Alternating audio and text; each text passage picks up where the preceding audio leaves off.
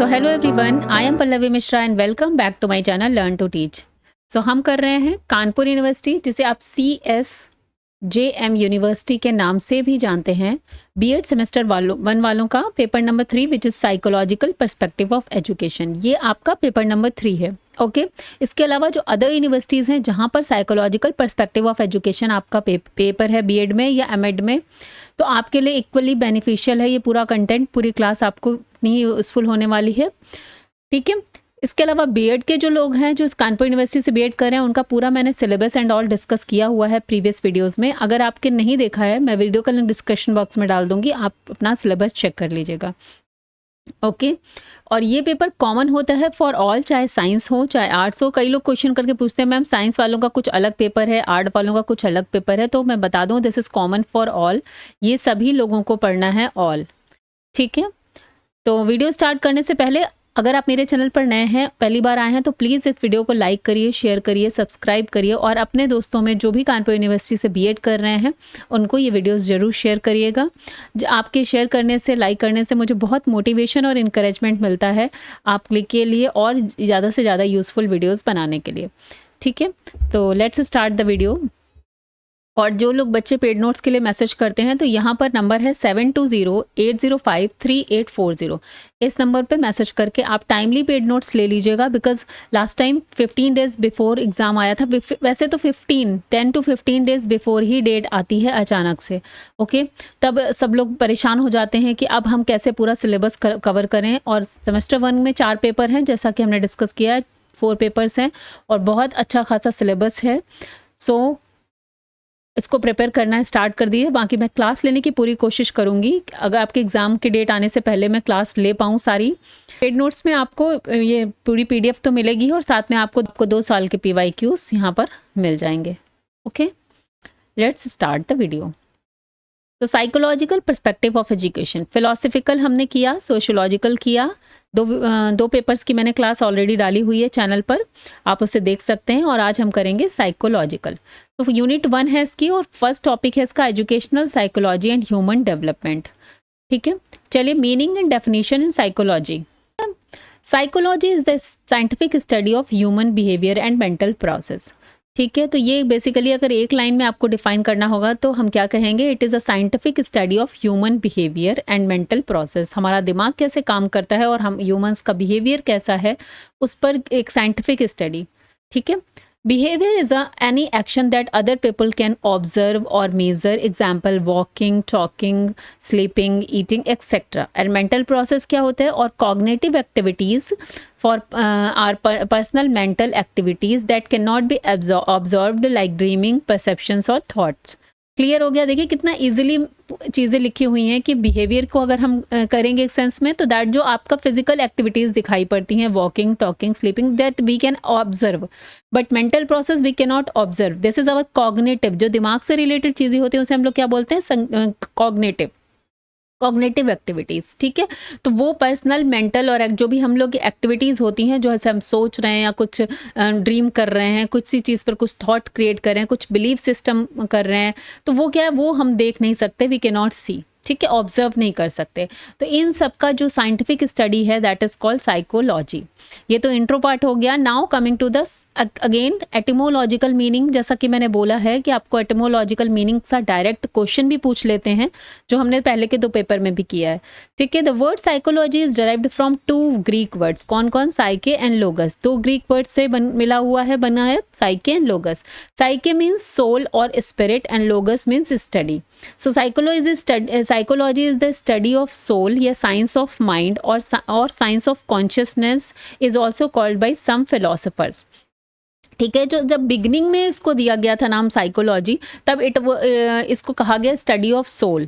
ठीक है, लेकिन धीरे धीरे चीज़ें चेंज होती गई और ऑब्जर्व करते हुए इसके लिए जो आज का नाम निकल के आया है, जो हम कह सकते हैं it is called the science of study of mind. दिमाग के स्टडी की साइंस ऐसे बोल सकते हैं। ठीक है, तो साइंस ऑफ माइंड या science of consciousness is also called some philosophers, but all are discarded as many philosophers and psychologist upheld and carried forward the concept of psychology as the science of study of mind. ठीक है। तो psychology से हमें एक चीज़ समझ में आती है और ये बहुत ही इम्पॉर्टेंट पार्ट होता है हमारे टीचिंग लर्निंग प्रोसेस का। ठीक है, ये पेपर पर्सनली भी मुझे बहुत ज़्यादा पसंद है, क्योंकि जब आप टीचिंग लर्निंग में उतरते हैं तो सबसे पहले आपको ये समझना होता है कि आपका बच्चा जिसको आप पढ़ाने जा रहे हैं उसकी साइकोलॉजी क्या है, उसका बिलीफ सिस्टम कैसा है, वो चीज़ों को कैसे समझता है। ठीक है, तो ये जो पूरा पेपर है ये बहुत ही मज़ेदार है, मैं कहूँगी बहुत इंटरेस्टिंग है, मुझे भी लगता है बहुत इंटरेस्टिंग। तो इसमें और ये एक तरह से बच्चे की साइकोलॉजी नहीं, ह्यूमन बिहेवियर की है, कि जब आप इसको डीपली पढ़ते हैं, समझते हैं, तो आपको समझ में आता है कि इंसान कैसे बिहेव करता है, उसका क्या प्रोसेस है बिहेव करने का, किस बात पे कौन कैसे रिएक्ट कर रहा है, इस चीज़ को समझना। ठीक है, और ये टीचिंग में तो ये बहुत ही इंपॉर्टेंट हो जाता है।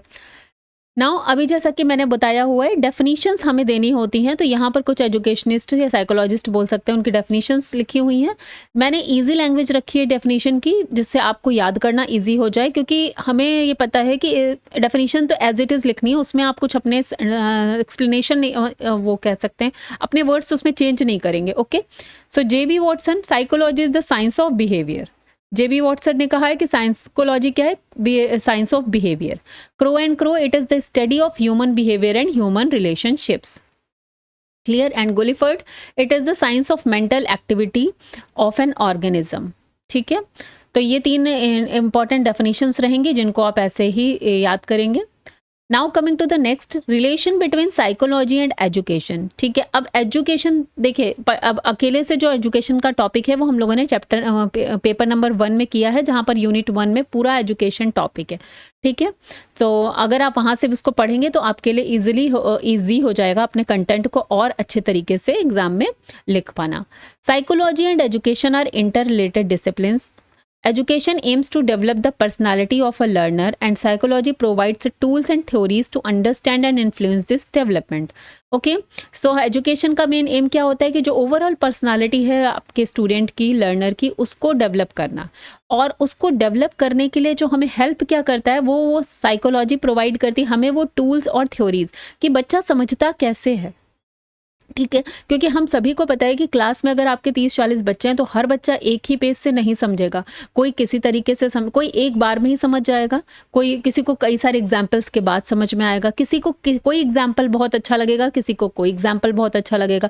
ठीक है, कोई एक्टिविटी बेस से समझेगा, कोई सुनकर और देखकर दोनों तरीके से समझ सीखता है। तो वो क्या है, ये दीज आर द साइकोलॉजीज, और इन्हीं तरह के बच्चों को जब हमें सिखाना होता है तो हम साइकोलॉजी के टूल्स और थ्योरीज को यूज़ करते हैं। तो इसलिए टीचर को साइकोलॉजी बच्चों के समझना बहुत इंपॉर्टेंट है, और वो आप तब समझते हैं जब आप इस तरह की चीज़ों से होके अगर आप साइंस के स्टूडेंट हैं तो आप ये टॉपिक पहली बार ही पढ़ेंगे। आर्ट्स के हैं तो अगर आपने साइकोलॉजी से किया हुआ है अपना ग्रेजुएशन तो आपको तो ये टॉपिक पहले से ही पढ़ा हुआ है, तो आपको चीज़ें काफ़ी कुछ पता होंगी। चलिए की रिलेशनशिप्स का देखते हैं। Psychology studies behaviour and educations aim to modify and develop behaviour. ठीक है, सो साइकोलॉजी और एजुकेशन दोनों का रिलेशनशिप अब आ गया। एजुकेशन और साइकोलॉजी का रिलेशन क्या था, क्वेश्चन आ जाता है। तो दोनों ही का एम क्या है, basically modify and develop the behaviour of learner, यहाँ पर लिख सकते हैं। ठीक है, ये अंडरस्टैंडिंग की बात है, आप ऐसे भी कंप्लीट कर सकते हैं। इसके अलावा क्या है, educational goals are based on psychological needs. ठीक है, साइकोलॉजिकल नीड्स जो हैं एजुकेशन के गोल उसी पर बेस्ड होते हैं कि अगर बच्चा स्लो लर्नर है तो हम अपने एजुकेशन में उसको चीज़ें दूसरी तरह से सिखाएंगे। अगर कोई बहुत तेज गिफ्टेड चाइल्ड है, बहुत तेज सीख जाता है, तो उसकी फिर नीड्स अलग हैं। ठीक है, नेक्स्ट आता है लर्निंग थ्योरीज लाइक पियाजे, Vygotsky are psychological but widely used in education. इन्होंने अच्छा एक बात और कहना चाहूँगी, ये पूरा पेपर आपका सीटेट के यूपी टेट का जो है, जहाँ पर चाइल्ड डेवलपमेंट ग्रोथ ये सब टॉपिक्स आते हैं, पूरा पेपर आपके लिए बहुत इंपॉर्टेंट है। ठीक है, अगर आप भविष्य में सीटेट यूपी टेट इस तरह के एग्जाम्स दे रहे हैं तो ये पूरा पेपर बहुत ध्यान से पढ़िएगा, ये बहुत हेल्प करेगा आपको। ठीक है, चलिए देखते हैं। तो ये साइकोलॉजिस्ट है जिन्होंने थ्योरीज अपनी दी हुई हैं एजुकेशन में, इनका बहुत यूज़ किया जाता है हमारी शिक्षा में, और कैसे यूज़ किया जाता है ये अभी आगे इस थ्योरीज भी आएंगी तब आपको और क्लियर होगा। नेक्स्ट देखते हैं, psychology helps teacher understand how learning happens and how to teach accordingly. Clear हो गया, अभी मैंने आपको बताया भी कि टीचर्स को बहुत हेल्प करती है साइकोलॉजी, कि बच्चा कैसे समझ रहा है, क्या समझ रहा है, उसके लिए कौन सी ट्रिक अपनाएं जिससे वो और अच्छे तरीके से चीज़ों को ग्रैस्प कर पाए। क्लियर हो गया? तो this is all about psychology and relation, psychology and education का रिलेशन। और बाकी जब चीज़ें आप समझ लेंगे तो आप इन्हें और ज़्यादा अच्छे से अपने लैंग्वेज में भी लिख पाएंगे अगर आप इसको मॉडिफाई करना चाहते हैं। Clear? Now coming to the educational psychology. ये क्या होता है? It is the combination of two words, education and psychology. Clear? Education is the process of which we can change behaviour of a child और man in a desired way. ठीक है, हम education के through बच्चे का behaviour change करते हैं इन a desired वे, जिस तरह से हम चाहते हैं। ठीक है, and psychology is the study of behaviour. So educational और साइकोलॉजी क्या होती है? उसी बिहेवियर की स्टडी कि बच्चे में किस तरीके के कौन कौन से चेंजेस आए हैं और वो किस तरीके से उसका माइंड काम करता है, किस सिचुएशन पे वो कैसा बिहेव करता है। तो ये बिहेवियर की study is psychology. So educational psychology may be defined as the branch of psychology in which theories and principles of psychology are applied to education. Clear हो गया? इसका मतलब एजुकेशनल साइकोलॉजी को हम कह सकते हैं कि ये वो ब्रांच ऑफ साइकोलॉजी है जिसमें हम साइकोलॉजी की थ्योरीज और प्रिंसिपल्स को एजुकेशन में अप्लाई करते हैं। ठीक है, अप्लाइड टू एजुकेशन। और ये कैसे करते हैं? अभी आपके पूरे जो सब्जेक्ट पेपर है इसमें बहुत सारी एजुकेशन की थ्योरीज हैं, जहाँ पर लर्निंग थ्योरीज हैं, ट्रेड थ्योरीज हैं और डेवलपमेंट की बहुत सारी तरह तरह की थ्योरीज अभी आगे आप पढ़ेंगे डिटेल में। तो अब आपको समझ में आएगा कि इन चीज़ों को यूज हम एजुकेशन में कैसे करते हैं। ठीक है, educational psychology helps the teacher to understand the development of his student, the range and the limit of their capacities, the process by which they learnt and their social relationships. Clear हो गया? अभी मैंने बताया आपको कि educational psychology अगर आप पढ़ रहे हैं, दिस मीन्स कि अब आप जब टीचिंग के लिए जाएंगे तो यहाँ से जो कुछ पढ़ के जाएंगे आपको समझ में आएगा कि हाँ मेरा बच्चा ऐसा कर रहा है, ये भी बच्चा अलग है, ये इस तरीके से कर रहा है। तो हमें ये समझ में आएगा कि उसकी क्या कैपेसिटी है, उसकी क्या लिमिटेशंस हैं, उसका क्या इंटरेस्ट है, वो कैसा सोशल रिलेशनशिप, सोशल होके कैसा उसका रिलेशनशिप है, मतलब फ्रेंड्स के साथ उसकी क्या डीलिंग है, कैसा वो व्यवहार करता है। तो ये सारी चीज़ें हम टीचर को हेल्प करती है। तो एजुकेशनल साइकोलॉजी टीचर को हेल्प करती है to understand the development of his student. Clear हो गया? Very nice. चलिए आगे बढ़ते हैं। Concept of educational psychology. Educational psychology is a branch of psychology that deals with the scientific study of human learning and development in educational setting. अब educational psychology का concept है क्या कि ये जो है it is a branch of psychology, जैसा भी हमने डिस्कस किया, जो डील करती है with साइंटिफिक स्टडी करती है ह्यूमन लर्निंग एंड डेवलपमेंट को इन एजुकेशनल सेटिंग्स। क्लियर हो गया? जो अभी हमने पहले बात करी थी कि साइकोलॉजिकल प्रिंसिपल्स और थ्योरीज को एजुकेशन में अप्लाई करना। It focus on how student learn and develop, often focusing on learning process, cognitive development, motivation, classroom management and assessment techniques. तो इसका मेन फोकस कहाँ पे होता है कि बच्चे का लर्निंग प्रोसेस क्या है, उसकी कॉग्निटिव डेवलपमेंट किस लेवल का है और साथ में मोटिवेशन का उसका क्या स्तर है। ये सारी चीज़ें सीटेट में टॉपिक है आपका। और क्लासरूम मैनेजमेंट कैसा है, इसके अलावा असेसमेंट के लिए हम कौन सी टेक्निक यूज़ करें कि बच्चा और अच्छे से सीखे, या उसने क्या सीखा है उसका असेसमेंट हम कैसे कर सकते हैं। तो ये पूरा फुल फोकस होता है एजुकेशनल साइकोलॉजी में। नेक्स्ट आता है, सिंस आपको एक सब्जेक्टिव पेपर देना है तो बहुत अच्छे से पेपर लिखना होता है, तो उसके लिए आपको ज़्यादा से ज़्यादा कंटेंट की ज़रूरत होती है। तो ये सारी चीज़ें जब आप पढ़ते जाएंगे, पॉइंट्स कलेक्ट करते जाएंगे, तो आप वहाँ पर अच्छे से अपने आंसर को लिख पाएंगे। It apply psychological principles to education. ठीक है, help understand how students think, feel, behave and respond. कैसे क्या सोच रहे हैं, कैसा महसूस करते हैं, क्या उनका बिहेवियर रहेगा, कैसा उनका रिस्पॉन्ड रहेगा। Studies individual differences, mental health and learning problems. ठीक है, तो ये भी अध्ययन करता है कि हर एक इंडिविजुअल में क्या डिफरेंसेस हैं, क्या उनकी मेंटल हेल्थ कैसी है, उनके लर्निंग में कहाँ प्रॉब्लम्स आ रही हैं। गाइड से teacher to create effective teaching strategies. और ये टीचर को सबसे महत्वपूर्ण बात है, गाइड करता है कि कैसे अपनी टीचिंग को इफेक्टिव बनाएं। क्लियर हो गया? Very nice. चलिए कुछ हम डेफिनेशंस पढ़ेंगे जो आपको लर्न करनी है। स्किनर ने क्या बोला था? Educational psychology is the branch of psychology which deals with the teaching and learning process. Clear हो गया? अभी हमने डिस्कस किया। Crow and crow, educational psychology describes and explains the learning experience of an individual from birth to old age.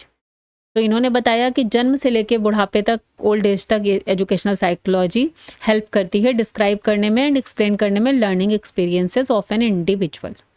Clear हो गया। Educational psychology focus on psychological principles applied to teaching learning process. ठीक है, एक तरह से applied branch हो गई, more practical and teacher centred. और सिमिलरली इसी का दूसरा नाम आ जाता है साइकोलॉजी ऑफ एजुकेशन। ये क्या है? A broader academic study of how psychological theories relate to the entire educational process. इसका जस्ट अपोजिट कि एजुकेशनल प्रोसेस में साइकोलॉजिकल थ्योरीज कैसे रिलेट कर रही हैं, इस चीज़ को पढ़ना। Basically it is a theoretical part, basically it is a theoretical process. Psychology of education मतलब एजुकेशन की साइकोलॉजी को समझना, और educational psychology is applied part where we have to apply the principles and theories of psychology in education. Clear हो गया? Very nice. More theoretical included philosophical and sociological perspective of education. तो देखिए, जब education की हम study करेंगे, उसके psychology को समझेंगे, तो वहाँ पर फिलोसफी और सोशोलॉजी अपने आप कनेक्टेड है। ऑल थ्री आर इंटरकनेक्टेड, तो वो तो अपने आप ही उसमें इंक्लूड हो जाएगा। क्लियर? एक समरी में बता सकते हैं, educational psychology psychology for education, और psychology of education is psychology about education. इस तरह से हम इसको, आप समझ सकते हैं, इसको डिफाइन कर सकते हैं। ठीक है, तो चलिए आगे बढ़ते हैं। नेचर ऑफ एजुकेशनल साइकोलॉजी को आप समझेंगे। Psychology as a science, psychology को हम साइंस कह सकते हैं। अच्छा, यहाँ पर आपको जो आंसर्स हैं, आप पहली बार बीएड में एग्जाम देंगे, तो इसलिए मैं बताना चाहूँगी कि यहाँ पर आपको फ्लो चार्ट वगैरह बना के अपना आंसर देना होगा। आगे की वीडियोस में मैं बताऊँगी, जैसे ये आपने पढ़ा है, तो इस टॉपिक पर, इस कंटेंट से आप फ्लो चार्ट कैसे बनाएंगे। Clear? Psychology as a science. Psychology is a systematic and scientific study of human behavior and mental process. It follows observation, experimentation, analysis to understand how people think, feel and behave. ठीक है, तो science हम psychology को कैसे कह सकते हैं? इसका जो नेचर है, प्रकृति है, वो साइंटिफिक है। इसमें हम ऑब्जर्व करते हैं, एक्सपेरिमेंट करते हैं, एनालिसिस करते हैं, अंडरस्टैंड करने के लिए कि पीपल कैसे बिहेव करते हैं, कैसे थिंक करते हैं, कैसा फील करते हैं। Okay, nature. अच्छा, जैसे यहाँ पर एक बात और बोलूँगी, अगर नेचर आ जाता है या कैरेक्टरिस्टिक आ जाती है या फीचर आ जाता है, ठीक है, इसी में अगर आ जाता है कैरेक्टरिस्टिक्स तो कंफ्यूज नहीं होना, या फीचर आ जाता है, ठीक है, फीचर आ जाए, कैरेक्टरिस्टिक आ जाए या नेचर आ जाए, तो आपको यही पॉइंट्स डालने होते हैं, उसमें कुछ ऐसा नहीं है कि अलग अलग करना है। ओके, नेक्स्ट आता है हमारा psychology as a social science. अब साइकोलॉजी सोशल साइंस में कैसे होता है, इसको देखते हैं। Psychology studies human behaviour,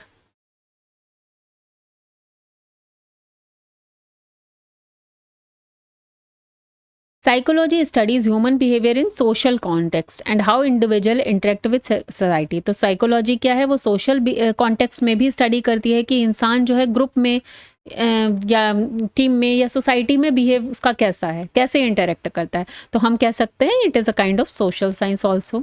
psychology as a positive science. Psychology aims to describe, explain, predict, and control human behavior. It follows objective methods but also acknowledges subjective experiences. Clear हो गया? तो एक ये इसको हम पॉजिटिव साइंस बोलते हैं, because ये क्या, इसका मेन एम क्या होता है कि डिस्क्राइब करना, प्रिडिक्ट करना, कंट्रोल ह्यूमन बिहेवियर मीन्स हम उसके ह्यूमन बिहेवियर को स्टडी करके उसको फिर अकॉर्डिंगली चेंज कर पाएँ, उसको हेल्प कर पाएँ इंसान को through to understand their psychology की व्हाट काइंड ऑफ थिंकिंग या फीलिंग या believes he is going through या she is going through. Humans की बात हो रही है। Psychology as an applied science. Okay, अब साइकोलॉजी का नेचर हम उसको ये भी कह सकते हैं कि वो एक अप्लाइड साइंस है। आपको क्या करना है, इन चीज़ों को समझ लेना है और ये पॉइंट को याद कर लेना है, ठीक है। और ये हमेशा याद रखिए, पॉइंट को याद करके जाएंगे, क्योंकि 2 घंटे में आपको पूरे क्वेश्चंस करने होते हैं, पेपर एंड ऑल। अगर आपने नहीं देखा है तो आगे की वीडियोस में आप मुझे कमेंट करिएगा, मैं पेपर भी पूरा आपको बताऊंगी कि कैसा आता है। तो बहुत रिटन वर्क होता है और राइटिंग प्रैक्टिस तो बहुत मस्ट है इसमें, ठीक है। Psychology as an applied science. Psychology is not just theoretical, it has a practical applications in education, counselling, health, business and more, ठीक है। तो साइकोलॉजी जो है थ्योरेटिकल नहीं है, ये प्रैक्टिकल एप्लीकेशन है। और ये कैसे प्रैक्टिकल एप्लीकेशंस है, ये भी आपको आगे जब हम पढ़ेंगे सारी थ्योरीज तो आपको समझ में आएगा। Educational psychology help teacher understand learning process, student motivation and classroom management. Classroom को कैसे मैनेज करना है, स्टूडेंट्स को कैसे मोटिवेट करना है, उनका लर्निंग प्रोसेस क्या है, ये सब अंडरस्टैंड करने में हेल्प करती है। Psychology as a dynamic and evolving discipline, theories in psychology keeps evolving with new research and changing societal needs. तो देखिए वही ये डायनेमिक का यहाँ पर वही कॉन्सेप्ट आता है कि चेंज होता रहता है, समय के साथ साथ जो सोसाइटी की नीड होती है उसके अकॉर्डिंग जो है नई नई रिसर्च होती रहती है और चीज़ें चेंज होती रहती हैं। It adapts to cultural, technological and scientific advancement, ठीक है। और कल्चरल, टेक्नोलॉजिकल, साइंटिफिक एडवांसमेंट को अडेप्ट करके नई नई थ्योरीज आती रहती हैं। और साइकोलॉजी का सबसे बड़ा एग्जांपल जो मैं देना चाहूँगी, जो आप आजकल अपनी सोशल मीडिया देखते हैं और उनकी फीड्स देखते हैं, तो जो आप समझते हैं, जो आप स्क्रॉल करते हैं, जो आप देखते हैं, आपको उस तरह का एआई का सॉफ्टवेयर का एआई यूज़ करके आपके ब्रेन फंक्शन के अकॉर्डिंग आपको उसी तरह के जो है सजेशंस आते हैं देखने के लिए। जो आपने एक बार सर्च किया उसी से रिलेटेड सजेशंस आ रहे हैं। यहाँ पर बहुत बड़ा रोल साइकोलॉजी भी प्ले करती है, आपके इंटरेस्ट एरिया को वो समझ ले रहा है, ठीक है, थ्रू एआई। उन्होंने ऐसा अपना इंटेलिजेंस लगाया हुआ है, ठीक है। तो ये भी एक एग्जाम्पल आप समझ सकते हैं कि टेक्नोलॉजी का कैसे यूज़ हो रहा है। Psychology as an interdisciplinary subject, it connects with biology as a brain function, philosophy, mind and consciousness, sociology, social behavior, education, learning process। तो इन सब को आपस में कनेक्ट करती है हमारी साइकोलॉजी, क्योंकि हम साइकोलॉजी में ब्रेन का फंक्शन भी समझते हैं और आपका माइंड और कॉन्शियसनेस क्या बात कर रहा है इसको भी समझते हैं, और आप उसके रिस्पेक्ट में सोसाइटी में बिहेवियर कैसे कर रहे हैं वो भी समझते हैं, और साथ में एजुकेशन यानी लर्निंग प्रोसेस आपका क्या है, किस स्पीड से आप समझ रहे हैं। तो ये सारी चीज़ें हम बच्चे की समझते हैं, तो इसलिए इसको हम लोग क्या बोलेंगे, interdisciplinary subject. Now coming to the educational psychology plays a crucial role in curriculum design, teaching strategies and student assessment. Clear हो गया। तो ये बहुत ही इंपॉर्टेंट रोल प्ले करती है हमारा करिकुलम को डिज़ाइन करने में, टीचिंग स्ट्रेटजीज को समझने में और स्टूडेंट के असेसमेंट को समझने में। Psychology studies both conscious and unconscious behavior. It explores not just visible actions but also thoughts, emotions, motivations and unconscious drive. तो ये अभी हमने पढ़ा था, वही एक्सप्लेन है। लास्ट आता है पॉइंट आता है, psychology uses both quantitative and quantitative method. तो क्वालिटेटिव एंड क्वांटिटेटिव दोनों मेथड्स का यूज़ करती है psychology to assess and to observe, to कह सकते हैं असेसमेंट के लिए या फीडबैक देने के लिए, डायग्नोस करने के लिए, क्वालिटेटिव एंड क्वांटिटेटिव मेथड। अब ये सारे मेथड्स आप आगे जाके जब हम पेपर आगे की यूनिट्स करेंगे तो उसमें आपको क्लियर होगा। Research in psychology includes experiments, case studies, survey and observations. ये तो हमारे हो गए क्वालिटेटिव, ठीक है। इसके अलावा use both statistical analysis, quantitative measures भी आते हैं जहाँ पर हम लोग आईक्यू टेस्ट करते हैं, जैसा कि वहाँ पर कुछ क्वांटिटेटिव मेजर्स आते हैं, मेंटल आईक्यू, क्रोनोलॉजिकल एज वगैरह जो दिखते हैं, आईक्यू कोशेंट, ईक्यू कोशेंट, तो ये सारी चीज़ें क्लियर। चलिए, तो ये टॉपिक आपका हुआ यहाँ पर complete, nature of educational psychology. चलिए आगे बढ़ते हैं।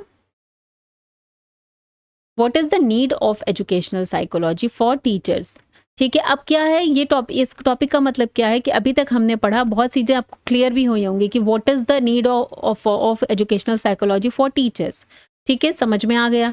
बट अब आपको वहाँ पर क्या करना है, इसको आंसर को देना है 5 मार्क्स के लिए। अगर इस आंसर को देना है देन कैसे आप इसको अटेम्प्ट करेंगे वो यहाँ पर समझना इंपॉर्टेंट हो जाता है। जैसे पॉइंट वाइज लिखना है तो understanding learners, help teacher understand the interest, abilities and development stages of students. Clear हो गया। डेवलपमेंट स्टेजेस वगैरह आगे हम लोग जैसे जैसे आपकी यूनिट पढ़ेंगे आपको समझ में आएगा। बच्चे की इंटरेस्ट, एबिलिटीज़ और उसका क्या डेवलपमेंट स्टेज चल रहा है उसके बेसिस पर अंडरस्टैंड करना टीचर को इसमें हेल्प करती है educational psychology. Effective teaching methods guides teachers in choose appropriate teaching strategies based on how student learn best. बच्चा कैसे अच्छे तरीके से समझेगा, इसके लिए जो है टीचिंग स्ट्रैटेजीज को चूज करना। नेक्स्ट आता है करिकुलम डेवलपमेंट में हेल्प करता है, assist in designing curriculum as per psychological needs and developmental level of learners. Clear हो गया, इजी है।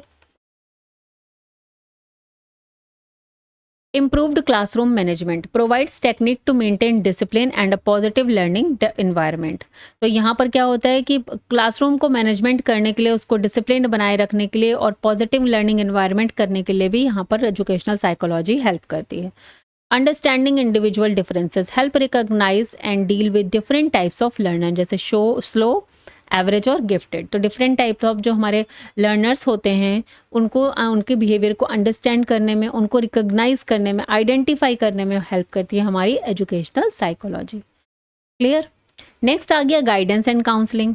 Enables teacher to provide basic emotional and academic support to students. तो अब देखिए बच्चा किस तरह से बिहेव कर रहा है उस पर जो है हमारा बच्चा टीचर को क्या है हेल्प करती है, गाइड करती है काउंसलिंग करने के लिए. अगर बच्चे को किसी तरह की हेल्प की ज़रूरत है तो टीचर उसको समझकर उसके इमोशनल लेवल को या एकेडमिक लेवल को, दोनों लेवल को समझकर उसको गाइड कर सकता है, उसकी काउंसलिंग कर सकता है.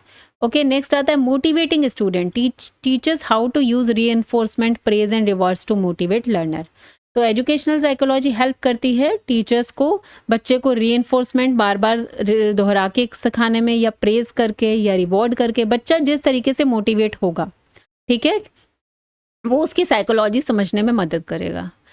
नेक्स्ट आता है assessment and evaluation. Help in designing valid and fair test and interpreting students performance effectively.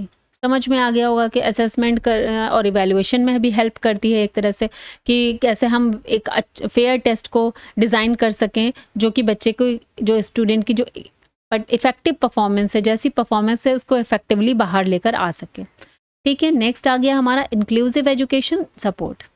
prepares teachers to understand and support children with special needs और learning disability. तो जो बच्चे learning disability वाले होते हैं या children with special needs होते हैं, तो उनके लिए टीचर को prepare करती है to understand what is the need of them, how they can support them.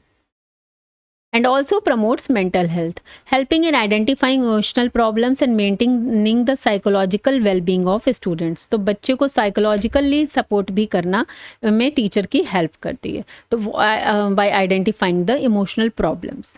Clear हो गया. देखिए बहुत ईजी चीज़ें हैं और आई थिंक ये टॉपिक इंटरेस्टिंग भी है और समझ में भी आ रहा है आपको. अगर आपको क्लास यूज़फुल लग रही है, इन्फॉर्मेटिव लग रही है, तो प्लीज़ वीडियो को लाइक शेयर सब्सक्राइब ज़रूर करिए. चलिए, see you in the next video, next class. Till then bye bye, take care, have a nice day. Thank you.